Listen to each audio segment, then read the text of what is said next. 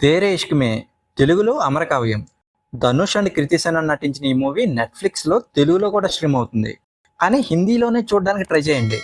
ఇలాంటి love stories ఒరిజినల్లో చూస్తేనే ఆ ఫీల్ వస్తుంది. ఇంకా మూవీ నాకెలా అనిపించిందంటే ఓకే పర్లేదు, రాంజానా అంత గొప్పగా లేదు, కానీ సయ్యారా కంటే చాలా మంచి సినిమా. కృతి సెనన్ తెలుగులో సినిమాలు చేయకపోవడం చాలా మంచిదయింది. ఎందుకంటే hello all welcome to my channel nomadic cinema. Okay పర్లేదు అని ఎందుకన్నా అంటే ముక్తి క్యారెక్టర్ అంత గొప్పగా లేకపోవడం వల్ల చాలా కన్ఫ్యూజ్డ్గా ఉంటుంది తన క్యారెక్టర్. దానివల్ల ఆ క్యారెక్టర్కి అంతగా కనెక్ట్ అవ్వలేకపోయారు. పైగా సెకండ్ హాఫ్ కూడా కొంచెం తేడా కొట్టేసింది. ఆ యూపీఎస్సీ సీన్స్, అలాగే హీరోయిన్ దేవదాస్ టైప్ సీన్స్, ఇవన్నీ అంత ఇంపాక్ట్ క్రియేట్ చేయలేకపోయాయి. పైగా ల్యాగ్ అనిపించింది చాలా చోట్ల. ఫస్ట్ హాఫ్ మాత్రం చాలా బాగా అనిపించింది. ఆ love story, AR Rahman BGM ఇవన్నీ కూడా చాలా ఫ్రెష్గా అనిపించాయి. కానీ సెకండ్ హాఫ్ స్లో అయిపోయింది సినిమా.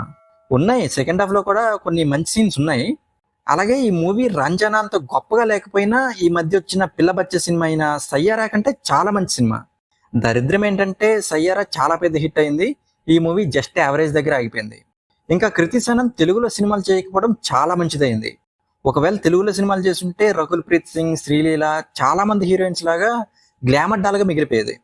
ఇలాంటి మంచి క్యారెక్టర్స్ వచ్చేవి కావు తెలుగులో అయితే. ఈ మూవీలో తన యాక్టింగ్ చాలా బాగా అనిపించింది. ధనుష్తో పోటీ పడి మరి యాక్ట్ చేసింది. అలాగే ధనుష్ గురించి కొత్తగా చెప్పాల్సిన అవసరం లేదు, యాక్టింగ్ ఎరగదీశాడు. ఏఆర్ రెహమాన్ సాంగ్స్ బాగున్నాయి, అలాగే బీజిఎం కూడా బాగుంది.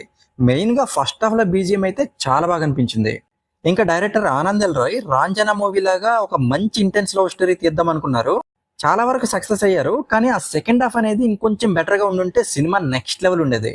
ఇంకా ఓవరాల్గా ఈ మూవీ గురించి చెప్పాలంటే ధనుష్ అండ్ కృతి సెనన్ వీళ్ళిద్దరు పర్ఫార్మెన్సెస్ కోసం, అలాగే ఏఆర్ రెహమాన్ మ్యూజిక్ కోసం ఈ సినిమాని ఒకసారి చూడొచ్చు. లవ్ స్టోరీస్ నచ్చే వాళ్ళకైతే ఈ మూవీ ఖచ్చితంగా నచ్చుతుంది.